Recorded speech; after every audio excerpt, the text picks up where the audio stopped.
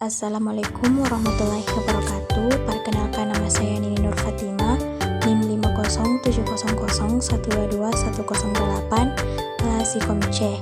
Saya akan menjelaskan tentang situational krisis dan communication krisis.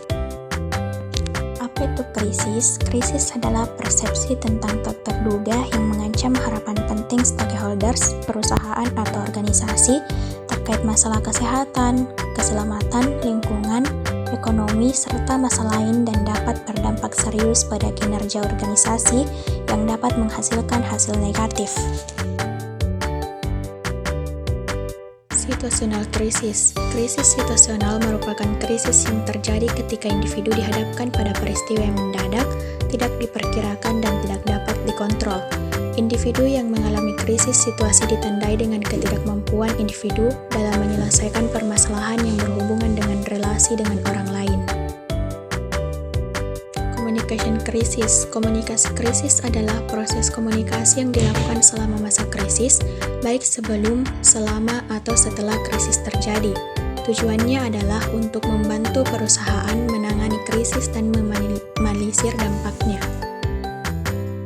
Ada 3 faktor dalam situasi krisis. Yang pertama itu tanggung jawab, sejarah krisis, dan reputasi sebelumnya. Semakin besar tanggung jawab organisasi terhadap krisis, semakin besar ancaman reputasinya. Krisis di masa lampau beratribusi negatif dan reputasi sebelumnya yang belum kembali positif membuat organisasi memiliki kemungkinan ancaman reputasi yang lebih besar. Menurut teori ini, ada 2 jenis pesan yang dikeluarkan oleh organisasi kepada publiknya pada situasi krisis. Pertama, informasi instruktif, yaitu pesan berisi instruksi yang bertujuan mencegah publik mengalami kerugian atau cedera secara fisik atau material akibat krisis tersebut.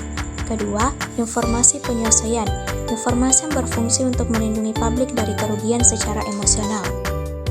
Contoh kasus yang terjadi pada program TV Trans TV yaitu Kopi Viral episode Saipul Jamil, yang dimana kebebasan Saipul Jamil dari penjara pada tanggal 2 September 2021 menyisakan banyak problematika.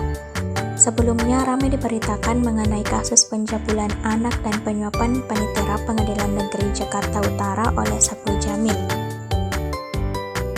Kebebasan Saipul Jamil menjadi komoditas tertentu bagi program televisi dengan mengundangnya menjadi bintang tamu, sebut saja seperti program Variety Show Kopi Viral di Trans TV.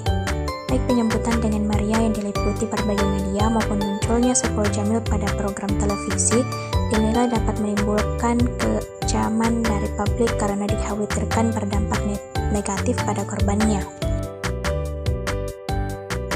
Proses pengambilan keputusan mengenai isu program pada Kopi Viral khususnya berkaitan dengan hadirnya bintang tamu Saipul Jamil tidak melalui pertimbangan matang dan filtrasi manajemen risiko sehingga sangat rawan menimbulkan krisis yang berefek pada reputasi organisasi media, khususnya pada Trans TV.